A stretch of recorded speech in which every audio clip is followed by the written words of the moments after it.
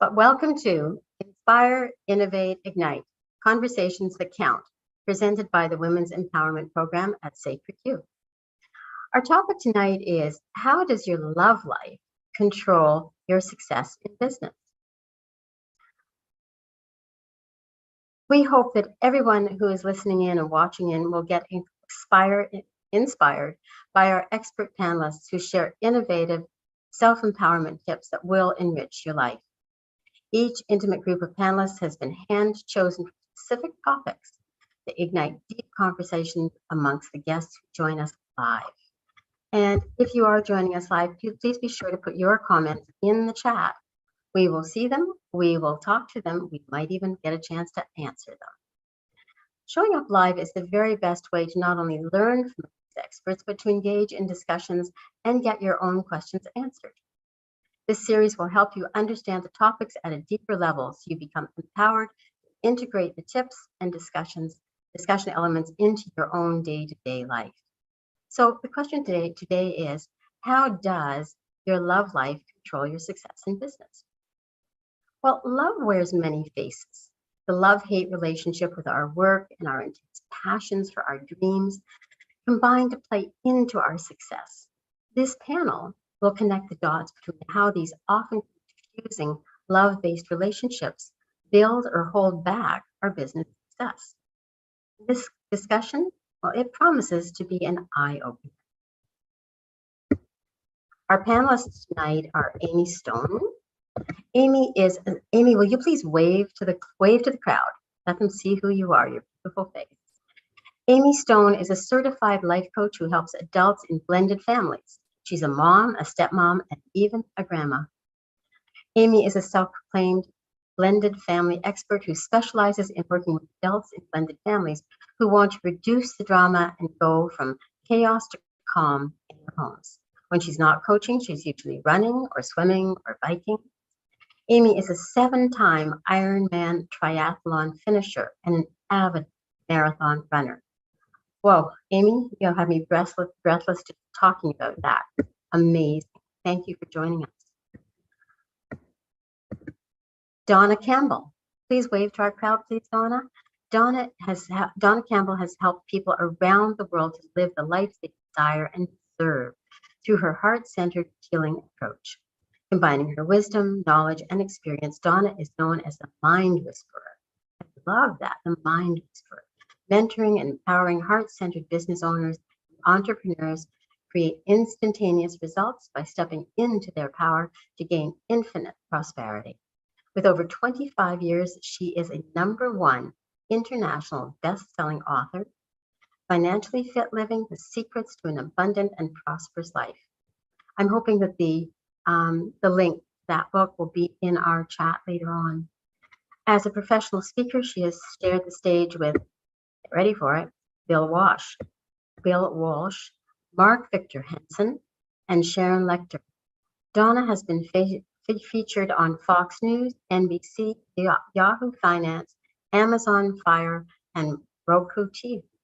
She also writes monthly for the Best Holistic Life magazine, and with her heart-centered healing philosophy. She is on a mission to create the world a better place. Our next expert is Jen Rosner. Jen has been a panelist on several of the discussions that I've been on as well. And she has spent years, she asks, have you spent years doing all kinds of self-improvement healing, reading all the right books, seeing all the right people, and still doing the 3 steps forward, 2 steps back thing? It's so frustrating to feel like the problem is you. What if I told you that was a lie? That's Jen asking. You are not broken, and you can be exactly who you are and create a life you love without fixing anything. This is Jen Rosner. Jen is a conscious law of attraction trainer, teacher of the foundational principles of conscious creation. And she would love for you to join her to learn how to implement these key principles so that you can consciously create a life you love. She says, you see, success isn't personal, it's structural. And these are our experts. Give me one moment, and I'm going to move to my next spot.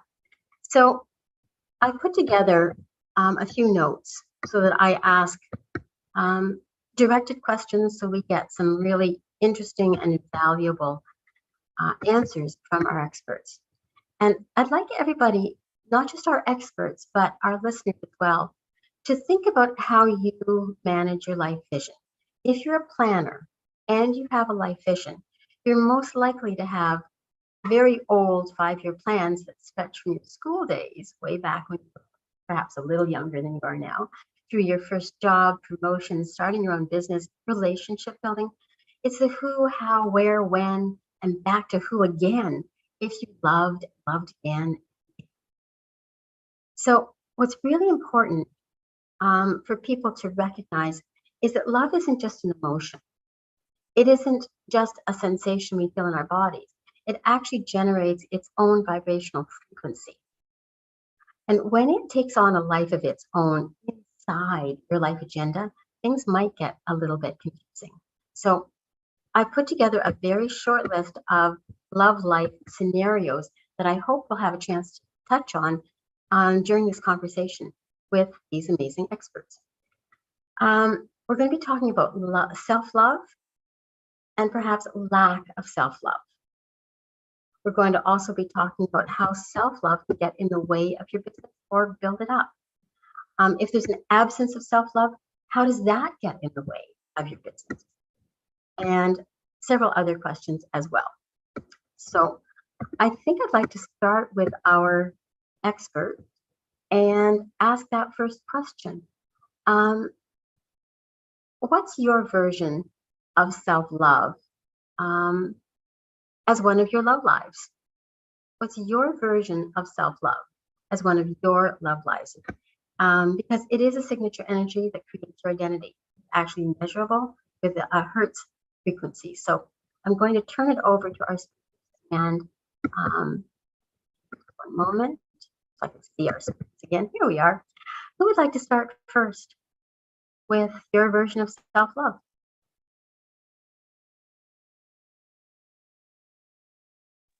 All right, I will go. Thank you, Jen. Thanks for stepping up. So for me, my version of self-love is just compassion for myself, and the understanding and awareness that things are sometimes going to be hard. Sometimes I'm going to make mistakes. Sometimes I'm not going to act in a way that is, I guess, pretty, or in a way that I like. I'm going to just not act in a way that I like at all.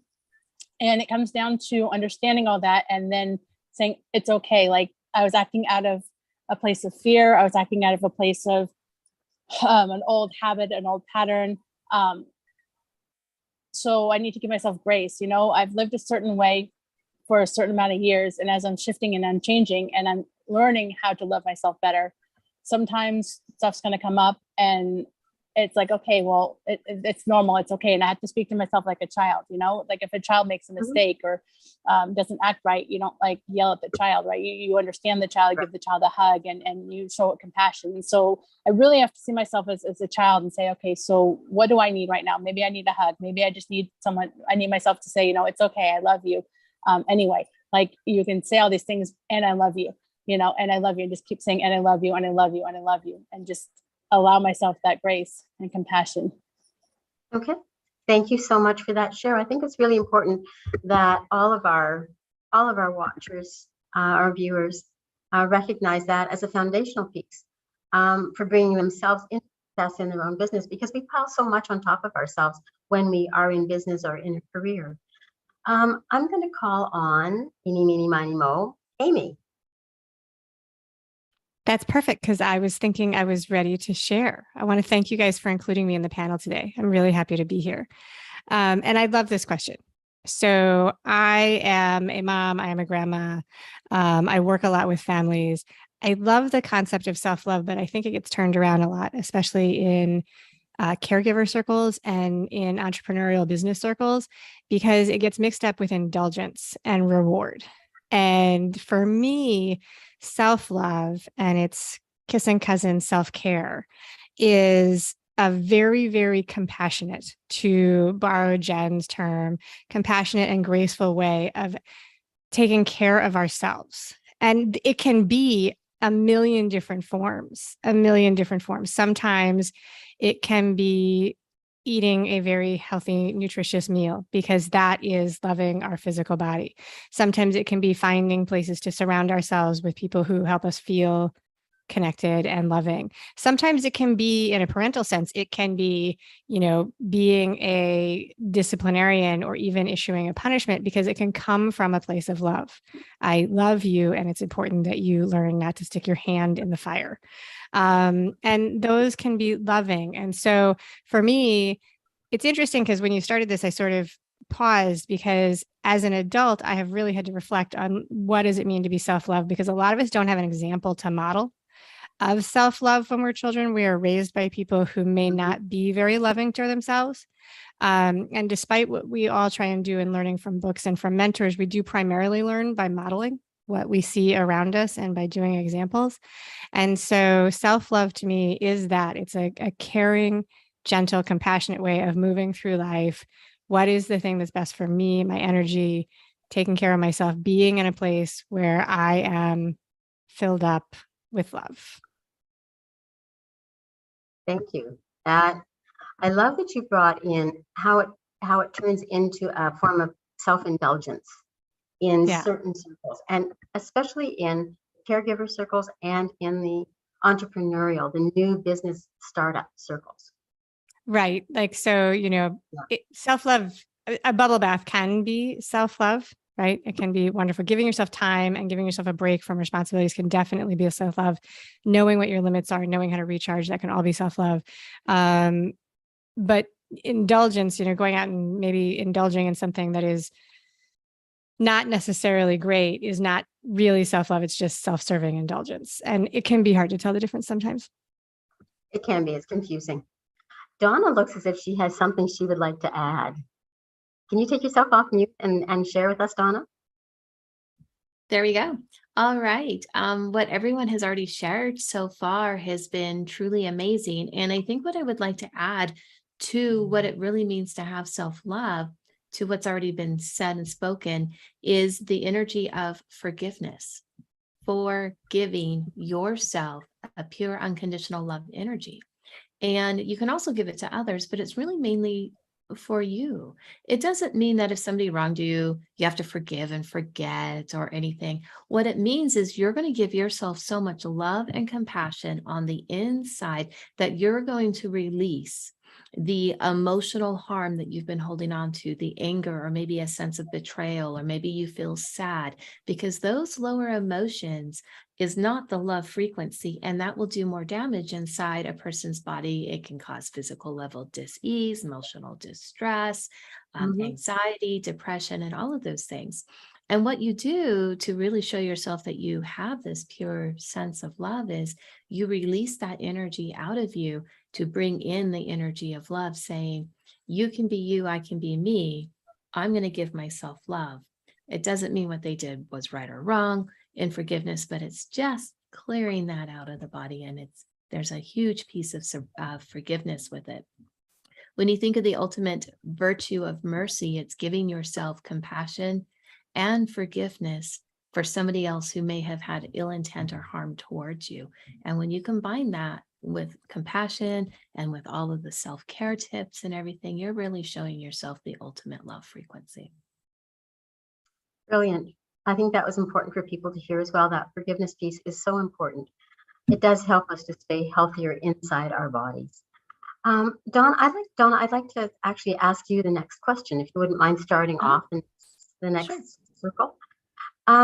Could you tell us your own personal experience when you started your first job, you stepped into your first career, you started your first business, you perhaps wrote your first book? What happened to your experience with your own? Oh, part of you. I'm sorry? Oh, part of, I couldn't hear the whole question. Sorry. What I said was, going back to your, and I'm sorry about that telephone call. I think I should turn my phone off. Why don't we do that? When you went back, when you started your very first, got your very first job, perhaps started your first business, perhaps stepped into your first career, or was writing your first book. What happened? Anna Myers? Oh dear. What happened to your sense of self-love? You know, it's interesting that you asked that question, because when I go back to my very first job, I started at the age of 14 working, because where I grew up, I was near the poverty line, which meant food stamps and welfare, and learning that my next door neighbors went behind grocery stores to gather day old food to bring over to my house for us to eat. So that prompted me to get my first job, because I realized I did not want to eat that food, because I didn't think that it was going to be healthy for me, and that it could make me sick. And so through that, I started taking care of myself. And the money that I earned, I remember I worked for a t-shirt shop where we put decals on t-shirts. And I, purchased my own food, bought myself my own lunches, and started buying my own clothes at that time. And from that moment forward, I really started becoming independent, and learned very quickly that if I wanted certain things in life, or if I wanted to, I had to work for it, and then, save my money. And then I could afford the things that I wanted to, because my family was not very well off at all. We were at the very, very bottom part of middle class of America. But what it has happened and has transitioned throughout the time with that is I've learned how to become incredibly generous with my money. And I support a lot of different charities and foundations today, helping them, because I'm truly passionate about helping people get ahead in life. And I talk and share a lot about the subconscious creation of money, but then we use that money as a tool to make an impact in the world, create the world a better place, and show how we care through compassion, understanding, and through that generosity, we can express gratitude with all of it. So it came full circle for me, but for me, money is a tool to use for that self-expression, but in used in the correct and right way, you can actually magnify the virtues in that and show yourself how you love. And you can even use it showing yourself how you can love others. And that was the piece. Show yourself how you love yourself, and show yourself how you love others. So Absolutely. you would say that this permission that you gave yourself to love yourself, to improve your condition in life at age 14 really has driven your success forward, based on showing of love in various ways. Absolutely. But to yourself first, and not as an indulgence, but as a survival mechanism. Right. It started off very much a survival mechanism. But yes, brilliant. It has changed and transformed over time. It's only grown. Mm-hmm. Okay. You sound very, very, very impassioned. I love it. Thank you for that share. So valuable. Amy, what do you have to say about this? Your first job, how you brought yourself and your self-esteem and your concept of self and self-love into that. I think that similar to what Donna said, there was an empowerment factor that came with my first few employments. As a teenager, I started getting jobs, like Donna said, when I was younger, in part because I didn't want to ask for money. I wanted to have that independence and that liberty and control over the things I wanted to do. And then throughout time, there were times where I needed jobs to have money to spend on certain things in college, to make ends meet. And that was very much driven by trying to do the things that I was dreaming of. And so it's a little bit mixed up there. I'm not sure. I think it was driven by a desire to have a life that I wanted. And I'm not entirely sure where the self-love fit in there. I will say that my first professional job after I graduated from college did definitely, there was a period where I got a little turned around and got my concept of self and validation mixed up with being the value of what I was being paid in a salary. And unlearning that was an important part of the next stage of my life. And then transitioning to being an entrepreneur and understanding that my self-love and my self-value is not best connected to what somebody is deciding to pay me as a salary. I'm not entirely, it's a really, really powerful question, and I love it. And I wish I had a stronger memory of what my concept of self-love was when I was in my early 20s. I definitely was scrambling to set myself up in a life that I wanted. And I have a feeling that that's the reason I don't have a pure memory of this, but similar to probably what Donna experienced, like I was responsible for setting my own position in my future life and creating that for myself. And I guess that would have been there. Like I had enough self-love to say, I can determine this. I'm going to go after it and get it. And maybe that was in there, but I think it was overwhelmed by the hustle, to be honest. So do we, and I agree with you 100%. So is part of what we're looking at in the initial stages when we are very young, and setting ourselves up, is part of that for some of us. Self-love, ego, is it tied into survival? Oh, wonderful question. Wonderful question. I'm not sure if I have a pure answer for that. I definitely think that, and this is more of what I deal with, like if we are shown love, pure love by the people who raise us, it is easier for us to generate a concept of our own self-love, our own self-worth, and our own giving, right? If we don't have that strong, and there's a lot of different theories on that, right? If we are at risk and we are feeling endangered or we experience early childhood trauma, those things are harder to develop and also then to replicate. So one of the most profound experiences as you age is when you create your own humans, you create little people and you stare them in the face and you see a small version of yourself and sometimes your experiences. And you are challenged with, are you going to repeat what happened to you? Or are you going to figure out how to do it in a different way to create a new future for you and your family? And that's one of the places that shows up. But I don't know if I exactly answered that, but you did. You answered it really, really well. Because what I'm hearing you say basically is that when we're forced with not just our own survival, but bringing other people into the world, and we learn how to love differently when we love children or love our pets, our fur babies, as some people call them. So we definitely learn to love differently. And if we can transition what we feel, if we're having trouble separating our own self-love is another word for self-esteem, for self-worth, for inner being.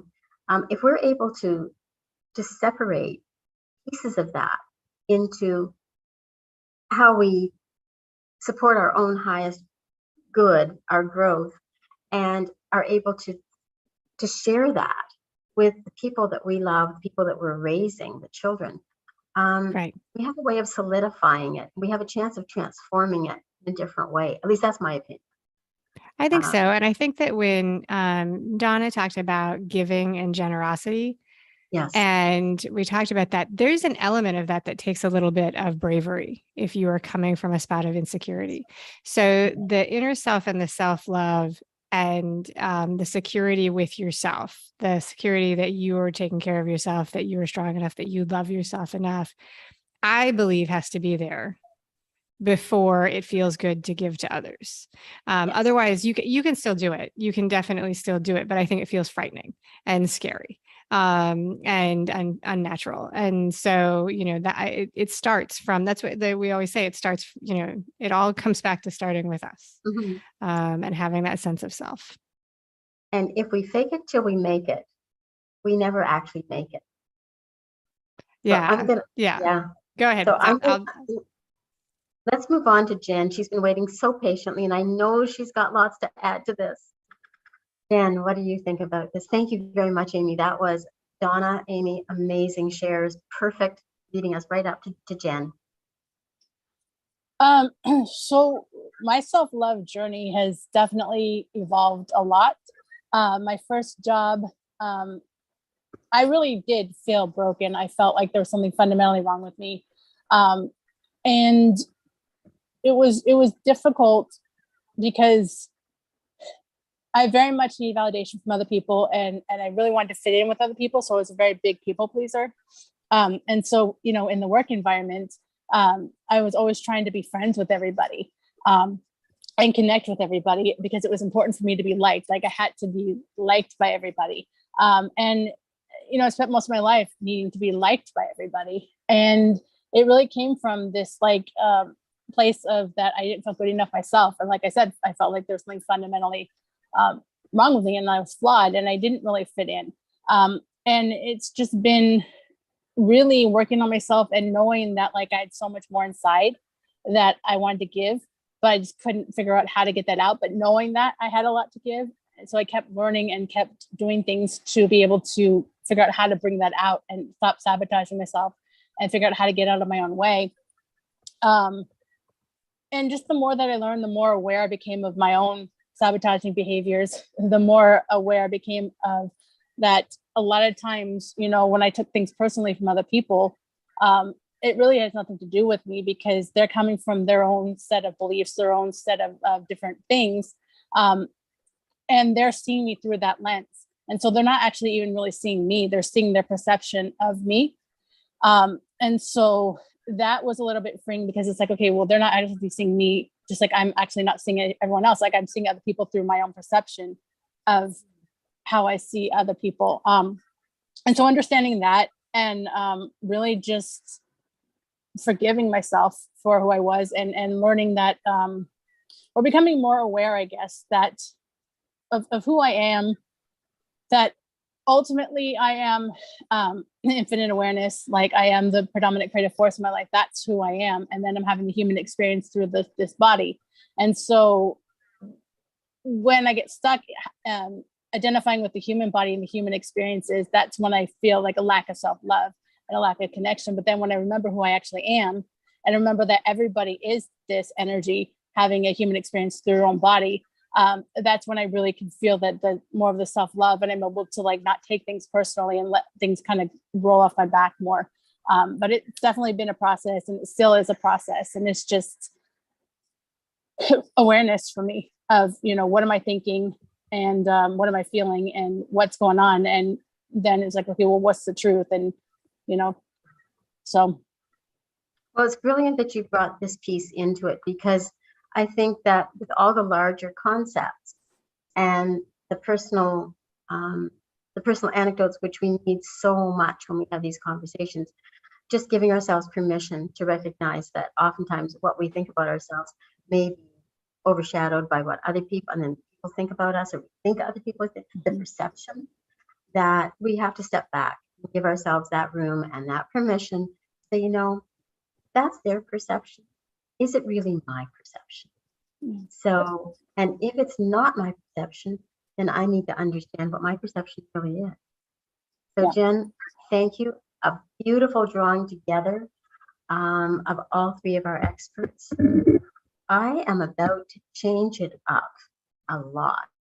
So we're going to move out of our personal anecdotes and begin to look at our concept here is, how does your love life control your business success?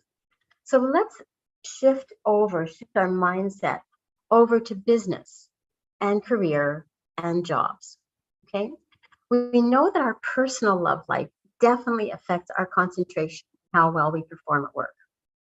We've got a life partner, we've got a lover, we've got kids, we've got siblings, we've got all these people that we were in love, parents, that we're in love relationships with in one way or another. Do we ever consider that your business or your job or your career is also an intimate relationship? As intimate as your relationship with your lover or yourself?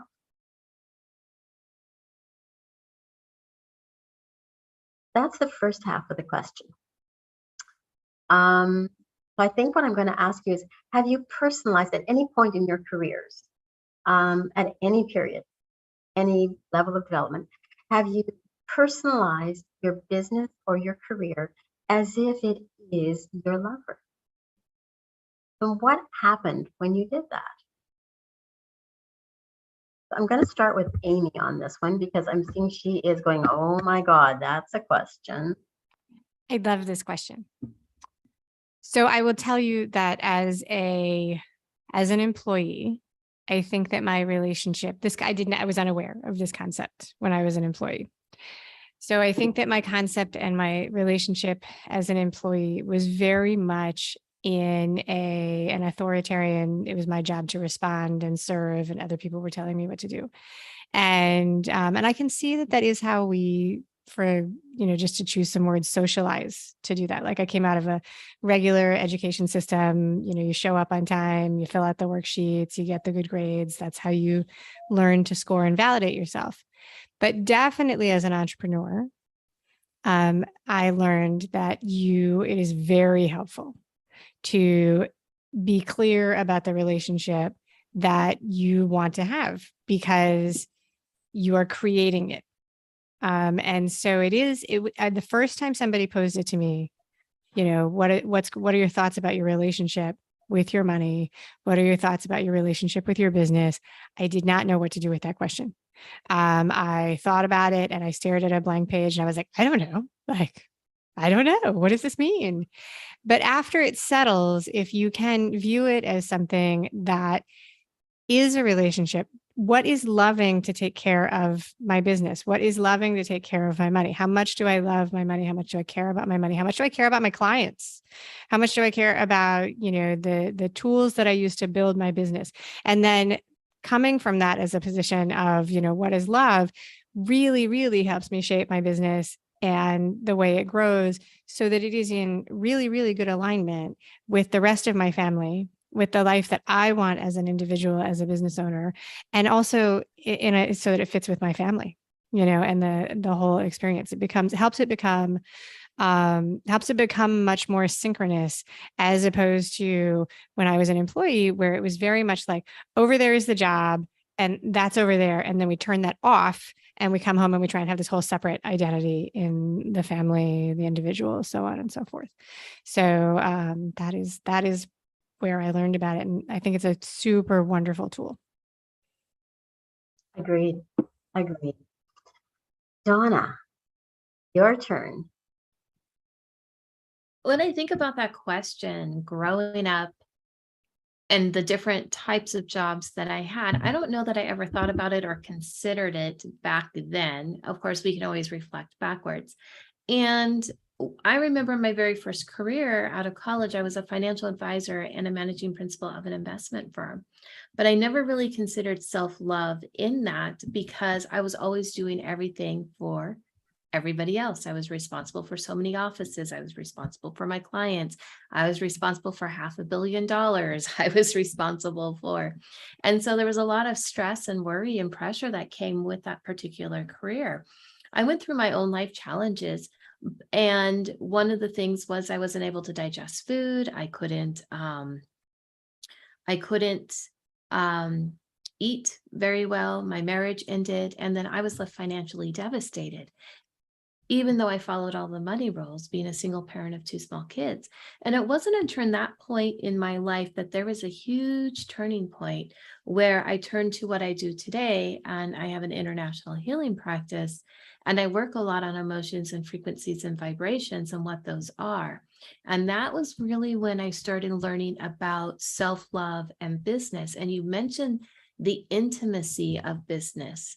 And, what if you were in a loving relationship with your business? And it is so incredibly true, especially with people that are business owners and are entrepreneurs, because your business that you have is a direct reflection of the vibrational energy that you are in. So if you're struggling or you have sacrifice, you're probably struggling and have sacrifice yourself. If you're abundant, if you're prosperous, you probably have abundance and prosperity in the mindset and in the heart set of who you are. And so your business in the outside world is a direct reflection of what's going on the inside for you. And one of the things that I do today is I help people align what's in the heart space with the mindset. We reprogram the subconscious emotions that got stuck there to have that alignment, to stay in that vibration of love. Because when you do, and you're in that happiness and that joy and that balance and that prosperity and the wholeness, your business flourishes each and every time in that. So for me, it was some of those lifelong lessons that I've had, learning how this really works energetically in the universe. So I hope I answer your question there, or if I missed a piece, let me know. You did answer it. You answered another piece of it. The question really is your business, your career, an intimate partner in your life? Today, yeah. Today, it is an intimate partner, a lover, a has to be. personality, a Has to be. presence. So your business has become an identity, not your identity, its own identity. Correct.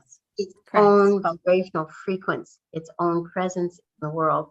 And you are its partner, a separate vibrational entity. Right. Right. But your business identity and vibration, etc., plays off of who you are as a person, because you're the one infusing your business with energy. And if you are self-employed or an entrepreneur or a business owner, if you're working for somebody else, it's infused with their energy and you're working in the confines of that.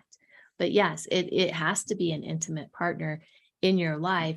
Otherwise, you're not going to reach the goals that you set out for yourself in that way, because there's going to be a mismatch in energy.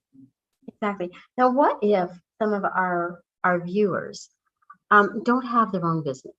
They haven't created an entity that creates their abundance, their wealth, so to speak, or fulfills their need to do something in the world.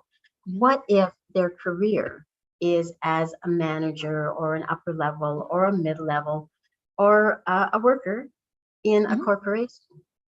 How do you see their vibrational relationship with that career?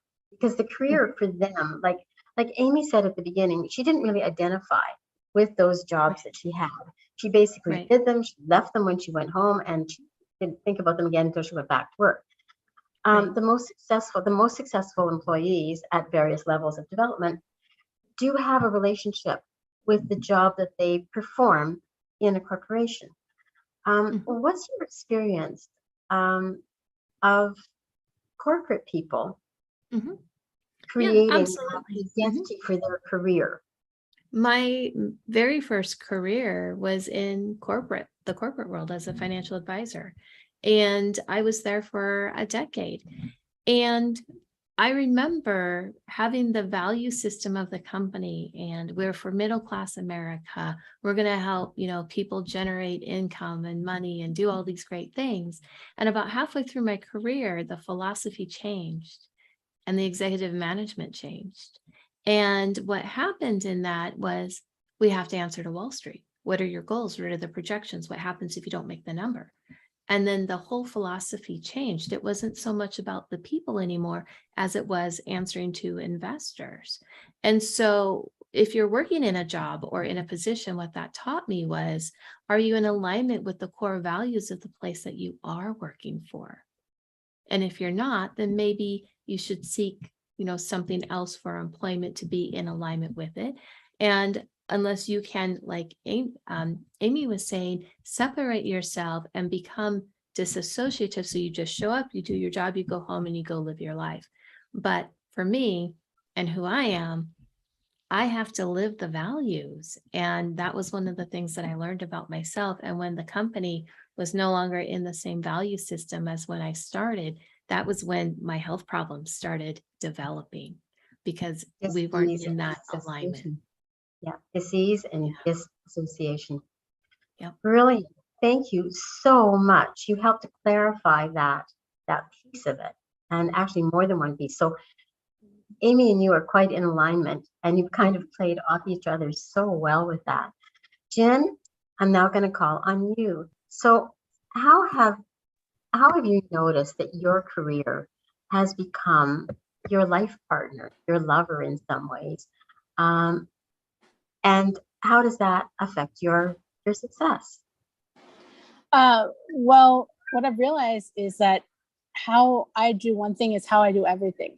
So how I show up, at home is going to be this is basically the same way I show up, at work. And for me, it is a relationship, or it always has been a relationship with me and my coworkers.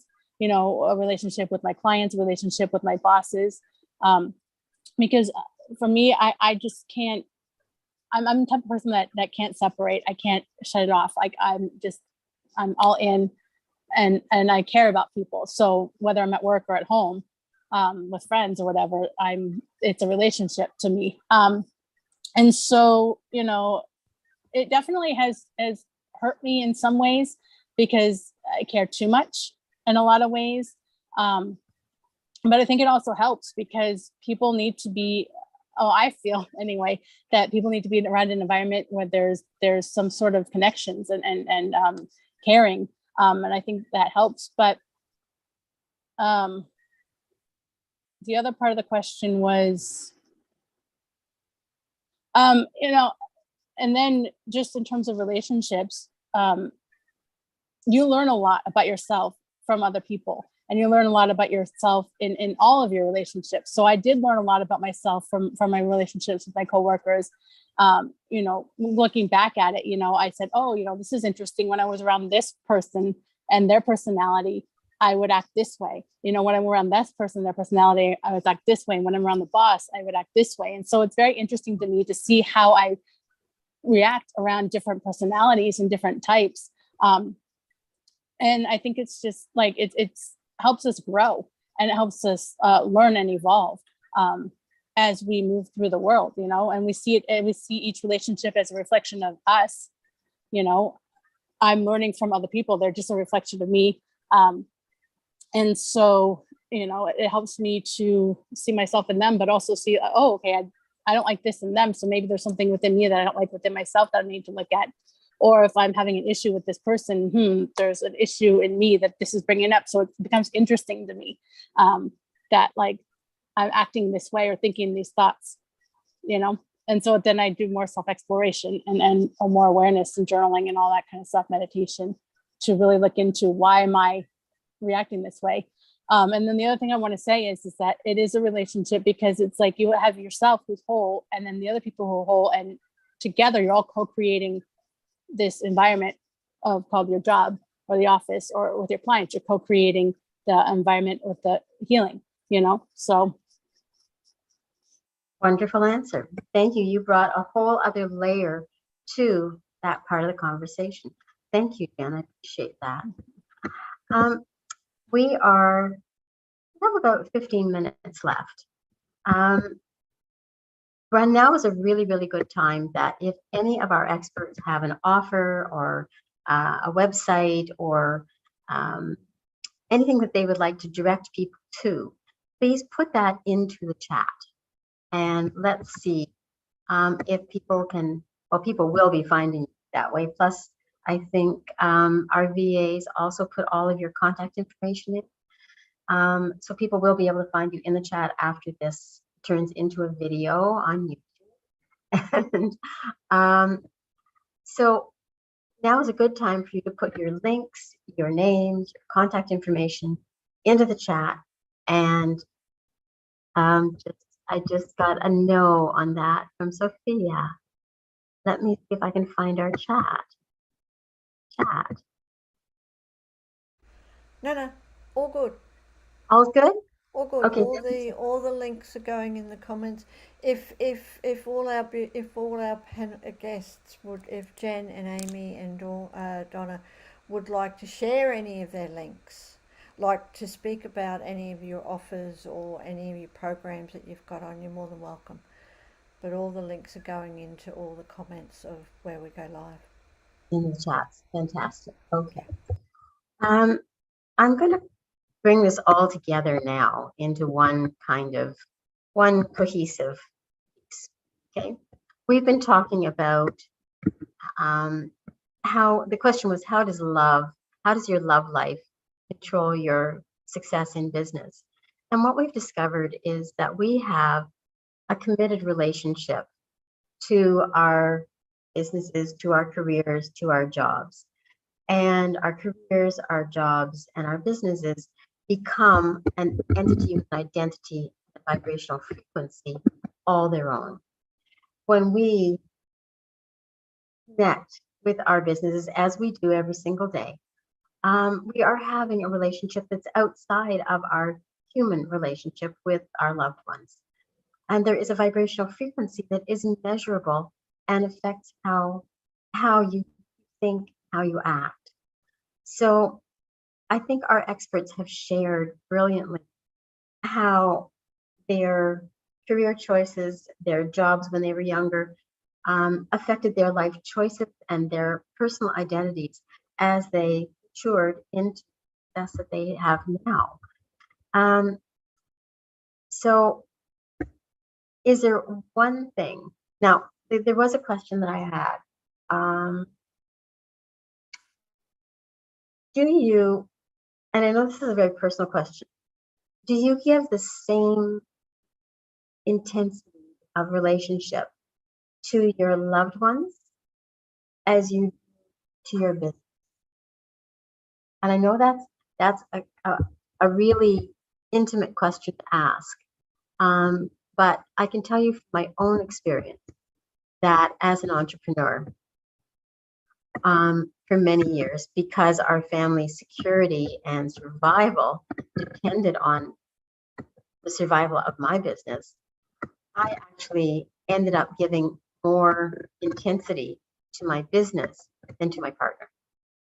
And in many ways, I believe that affected our relationship and may have had something to do with our marriage.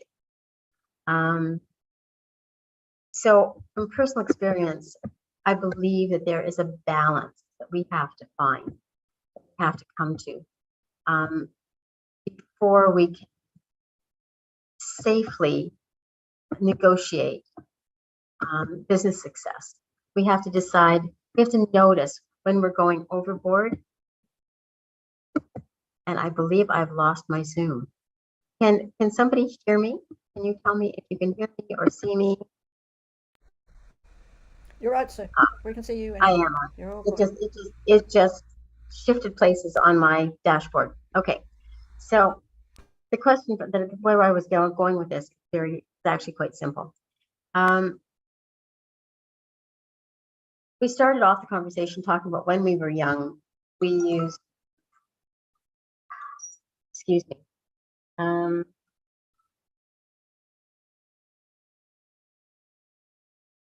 Okay. People love me. They want to connect. So when we were young, we looked at self-love as part of our survival. As we moved into our jobs, we looked at survival as our job. And now as we move into our businesses, create businesses that are successful, now we have the bird's eye view where we can see that there has to be some kind of a balance between survival, self-love, and the entity, the personality that becomes our business. If you have, I'd love to hear final comments from our experts on that particular viewpoint. Go ahead, Amy. So I'm curious to see, because Donna had a corporate career and I'm curious, and she was young and a go-getter at the time. I'm curious to see if she resonates with this. And Jen, I have not heard as much about you, but you can nod and see if you agree as much. I definitely think there are phases of our life where most people are much more committed to their concept of self through their business or through their employment, and that is the strongest relationship that they have. You know, we're out there, we're trying to forge our way in the world independently, and that's what we're doing. It's our top priority. We throw ourselves into it, and you know, it's all meetings and dollars and bank accounts and happy hours and that kind of thing. For me, I shifted from that to a caregiver role. I transferred that that to the young people in my life. And then I was very selfless and put that into that as a priority. And it was, for me, it was then when I realized that I could only give so much to my partner and the children in my life. There was a limit where I ran out if I didn't take care of myself and love myself first. That was when I began to find what you were talking about, the balance. And it's interesting because I have a teaching tool that I use. So the name of my business is Amy Says So, and I have free resources. And one of those is this thing that I call the Cup of Contentment, which is like, because people say if your cup is full, that there's that metaphor, like you can only give if your cup is full. And so I say, this is, it's absolutely true. But the thing is that at the bottom of that cup, there are all these holes that are in there. It's like leaking from the bottom from all the people that, we serve and we love and all the things we have to do. And it's a process, learning how to fill that cup up, because it really fills up from within. And then also from the relationships we have. Like, I believe it's basic, like we need to be surrounded. And this is in a nod to what Jen said. We need to be surrounded by people who see us as we see ourselves. They hear us as we, want to be heard, and they love us in the vision that we share of ourselves. And when you surround yourself with people that are pure like that, like a little baby is just the baby. They don't question themselves. They are loved for being that baby. And then as we grow up and we change that, we lose our sense of self and our self-sense concept. And we try to put ourselves in little boxes to be reflected by the people around us. But when you can come back and say, I am who I am, because Popeye should be quoted in all interviews. I am who I am.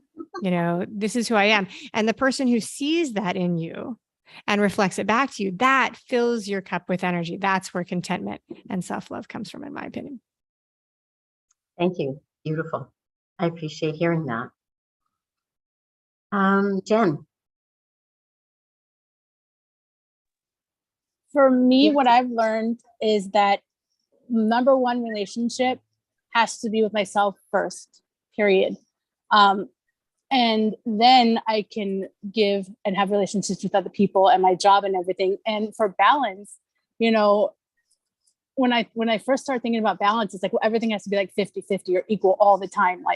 But what I've realized is that it's a dance, it's an ebb and a flow, where some days I might have, give more to my relationships at home. Some days I may give more relationships to my more energy to my work relationships or my clients or whatever. But an overall balance, it has to balance out overall. But it's like there's a season and a time for things and an ebb and a flow. And it's just having that understanding and forgiveness for myself, whereas like I'm okay with myself. I have this relationship with myself first. And then also knowing, with my relationship to myself, I have my set of values. And then everything else comes from that. And then setting boundaries if I need to set boundaries, and feeling okay setting boundaries, because that's also part of relationships, right? And so it's just been a big process for me. But the biggest thing is that I have to have a relationship with myself first. And if I don't, then I end up just becoming resentful and just it's I'm not good. So, I have to have the relationship with myself first. Okay. That's again filling up that cup that Amy was talking about. Thank you, Jen. That was a really important thing for us to hear. Donna. Yes. What do you think? And I'm going to agree with both ladies, Jen and Amy, because yes, if you're not full first, you can't give to somebody else. So you have to fill yourself up with that love. I think though, that there's a point in time, and each person's point in time might be a little bit different, because we're so used to receiving from the outside world who we should be, what we should be doing, and the feedback from that. We shift and change who we are, and then we tend to overgive, trying to compensate for some of that feedback coming back to us. But at some point in your life, and if it hasn't happened yet, it will. If it already has happened, you know what I'm talking about. There's a shift. And instead of looking to the outside for your answers, you realize they're on the inside of you. And then it's an inside out perspective. And when you do that, you're doing things for yourself first, then others. One of the things I often talk about is happiness is an inside job. And happiness to me is a doorway that opens up the heart to give and receive love. But we often make a lot of decisions based on what we think somebody else is going to be happy. So we have children. I have children. They wanted a dog. I thought a dog would make them happy. If they were happy, I would be happy. But they had to take care of the dog. Well, we got the dog. And a few weeks later, who's taking care of the dog? Me. And I was not happy. And then the dog is digging in the yard. And then the dog is doing this. And then the dog is doing that. And then I'm not happy. My children aren't happy. And we have a dog that nobody wants. Instead of me just asking myself and sitting on the inside of my space, if I had a dog, would I have happiness? And if I was honest with myself, I would have said no. My children would have been upset for a little bit, but they would have gotten over it and we would have carried on. Well, since then, yes, we found some dogs. Now I have 2 dogs and a cat and some fish and some other things, but it was based on my own internal happiness, not something from an outside force.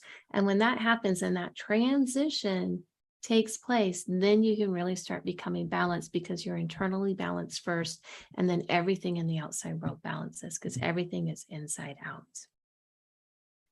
That is perfect to conclude this conversation.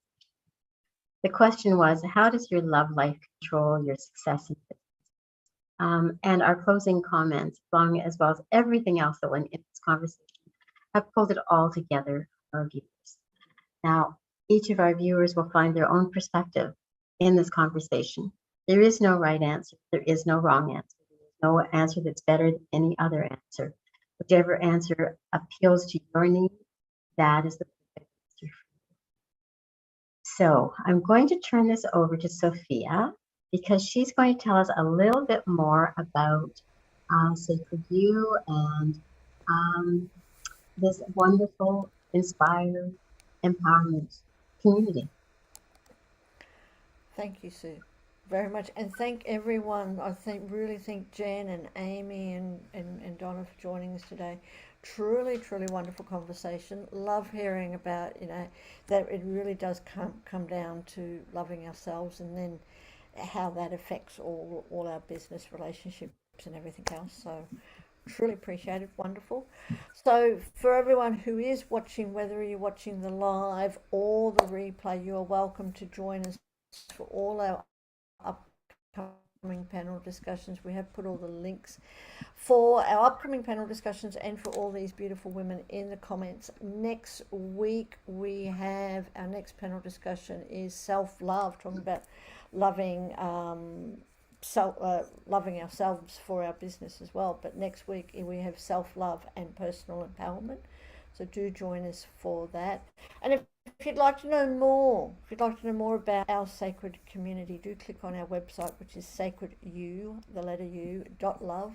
and that will tell you all about what we offer, including over 30 tribes, which Jen is the host of the Conscious Law of Attraction Tribe, and Sue is our brand new host of Life-Force Activators.